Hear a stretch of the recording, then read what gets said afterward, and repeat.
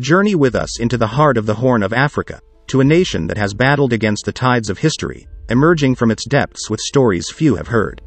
Somalia, often relegated to headlines of piracy and strife, hides tales of economic intrigue and forbidden fortunes that the world seldom sees. But what if we told you that beneath the rubble of war and unrest, lie tales of unseen economic phenomena? Get ready to unveil the secrets of Somalia's past and present, as we dive into an economic adventure like no other. 30 years ago, Somalia was in the throes of civil war following the fall of the Siad Barre regime in 1991. The central government's collapse left a void, leading to a lack of regulatory institutions and oversight. Surprisingly, in this chaos, a peculiar phenomenon emerged: the informal economy thrived. Without a centralized banking system, remittances became a lifeline, with Somalis abroad sending home over $1.5 billion annually in the 90s. These funds, circulating in local communities, fueled grassroots entrepreneurship and drove demand for goods and services. Amidst the ruins of once bustling cities, a new ecosystem of trade began to flourish. Markets sprang up, not just in major cities but also in smaller towns and even in makeshift refugee camps. These became vital hubs for commerce, where one could find anything from daily essentials to luxury items smuggled from overseas. It was a testament to human resilience, the innate ability to find pathways of survival in the most adverse conditions. The traders in these markets weren't just selling goods, they were connectors, bridging the vast gap between urban centers and remote villages, ensuring that even the most far-flung communities had access to necessities. Interestingly, the absence of a centralized authority and regulatory systems made Somalia a unique case study in truly free market capitalism. With no red tape or bureaucratic hurdles, anyone with an entrepreneurial spirit and some capital, often sourced from remittances, could set up shop and trade. This freedom, albeit arising from unfortunate circumstances, lowered barriers to entry and fostered an environment where innovation thrived. Many Somalis, seizing this opportunity, established businesses that would have been impossible to conceive during the days of centralized governance. However, this economic renaissance wasn't without challenges. The lack of a stable currency meant that barter trade was common, and the US dollar became a widely accepted medium of exchange. Security was a perennial concern, with traders and businesses often having to hire private militias for protection. Trust became the bedrock of business dealings, as formal contracts and litigation were non-existent. In these trying circumstances, Somalia demonstrated the indomitable spirit of its people, showing the world that even in the darkest of times, human ingenuity and determination can light the way. 30 years ago, Somalia's coastline, the longest in mainland Africa, became a double-edged sword. On one side, it was the epicenter of the global narrative on piracy. Yet, on the other, it hid another tale. The nation's waters are teeming with some of the richest marine resources. Unbeknownst to many, illegal fishing vessels from around the world plundered Somalia's waters, robbing them of an estimated $300 million worth of seafood annually. This theft not only deprived Somalis of rightful revenue but pushed many into the very piracy the world condemned. In the backdrop of the political vacuum, the international community struggled to adequately address the multifaceted crisis Somalia faced.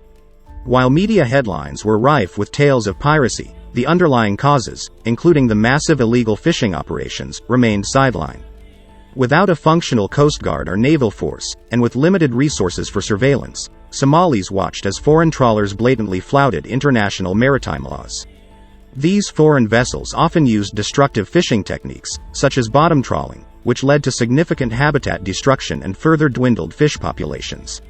Such reckless extraction not only threatened the delicate marine ecosystem but also the traditional way of life of coastal communities. For centuries, fishing had been the backbone of these communities, providing both sustenance and economic viability. As this lifeline eroded, desperation and anger swelled, forcing many to resort to drastic measures for survival and justice. Ironically, the waters that had once been a source of prosperity and sustenance became grounds for conflict. The rise of piracy was, in many ways, a form of retaliation, a way to reclaim what had been taken. Young men, once proud fishermen, now roamed the seas not with nets and hooks, but with guns and ransom demands. The world's reaction was swift, with naval coalitions patrolling the waters, But without addressing the root causes, the theft of marine resources and the destitution it caused, the problem persisted. It became clear that for lasting peace and prosperity to return, Somalia's sovereign rights to its marine wealth had to be recognized and protected. Fast forward to today, and the Somali economic landscape remains an enigma. On the surface, it's still grappling with political fragmentation and security concerns. But delve a bit deeper, and you'll find a nation demonstrating remarkable economic resilience. Somalia, with its strategically vital position along the Gulf of Aden, attracts significant foreign direct investment, especially from the Middle East. Mobile money, in the absence of a robust banking infrastructure, has skyrocketed, with transactions valued at $2.7 billion monthly as of recent data. That's a staggering amount, surpassing the GDPs of some neighboring nations. Comparatively, while Somalia's nominal GDP may lag behind East African neighbors like Kenya and Ethiopia, it outpaces them in specific sectors.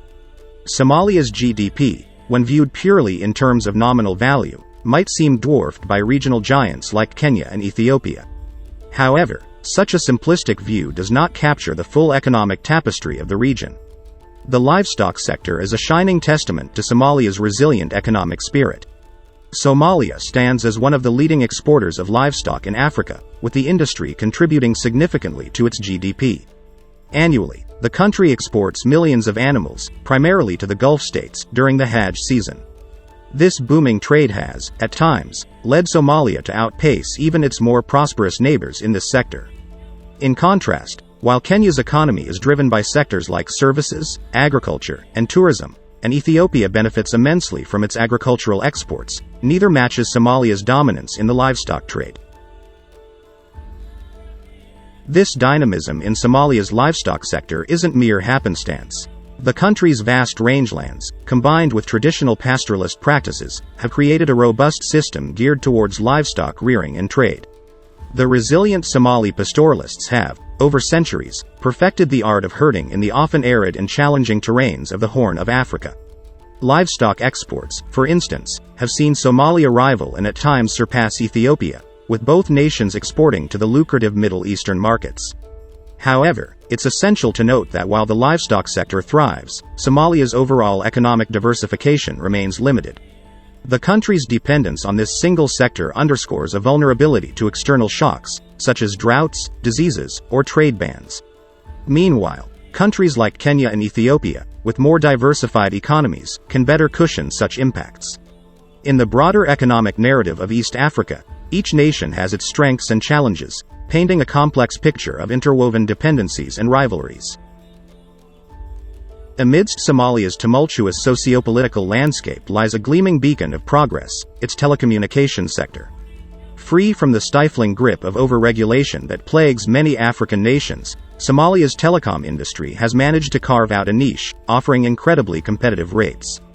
This deregulated atmosphere has resulted in fierce competition among service providers, driving down prices while simultaneously pushing technological advancements at a rapid pace. For the everyday Somali, this competitive telecom landscape is nothing short of a blessing. The affordability means that even in remote areas or among the less affluent, mobile phone ownership and access to the internet are within reach. This widespread connectivity has catalyzed a societal transformation, bridging the urban-rural divide and fostering a culture of digital inclusivity.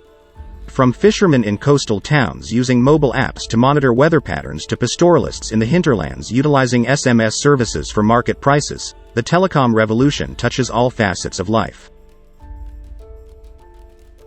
However, this lack of regulation is not without its challenges.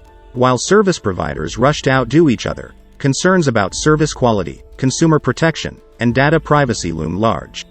Without a standardized regulatory framework, customers often have limited recourse in disputes, and there's a looming risk of monopolistic practices emerging. Furthermore, the absence of a robust cybersecurity infrastructure in such a vibrant digital space exposes the nation to potential cyber threats, underscoring the need for a balanced approach between deregulation and safeguarding interests. Yet, for all its surprises, Somalia's economy carries inherent dangers. The lack of a central regulatory authority means that business remains a game of risk, with clans wielding significant influence. At first glance, the role of clans in Somali society seems an emblem of solidarity and cultural pride. Yet, when it comes to commerce, this prominence is a two-edged sword. The powerful clans can often dictate terms, challenging the tenets of fair play in the business arena. Businesses must frequently navigate this complex web of clan loyalties, where commercial disagreements might escalate into inter-clan disputes. Such volatility poses significant risks, particularly for foreign investors unfamiliar with the intricate dynamics. Somalia's untapped resources have, over the years, attracted a slew of external actors, some with less than honorable intentions. With no central authority rigorously overseeing these transactions, many external entities engage in under-the-table deals. This shadow economy, driven by unchecked external exploitation, not only deprives Somalia of vital revenue but also stunts the growth of legitimate enterprises. The local businesses, aiming to play by unwritten rules, find themselves outpaced by these powerful players with deep pockets and international connections. The very chaos that birthed unparalleled entrepreneurial spirit in Somalia also renders its economic landscape treacherous. In the absence of formalized banking and judicial systems, contractual obligations often rest on trust rather than legally binding documents. While this might foster a unique bond among local business entities, it poses severe challenges when disagreements arise. Resolving disputes becomes tricky, with no established legal pathway to turn to, leading to further potential destabilization in an already precarious environment. In the end, Somalia stands as a testament to human tenacity and adaptability.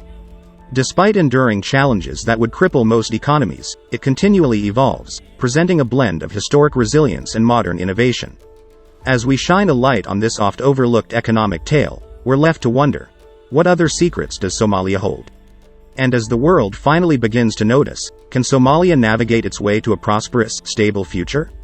Only time will reveal the next chapter in this thrilling saga. Thank you for watching. If you found this video helpful or enjoyable, please give it a thumbs up. To stay updated with our latest content, make sure to hit the subscribe button and activate the notification bell. Your support is truly appreciated. See you in the next video.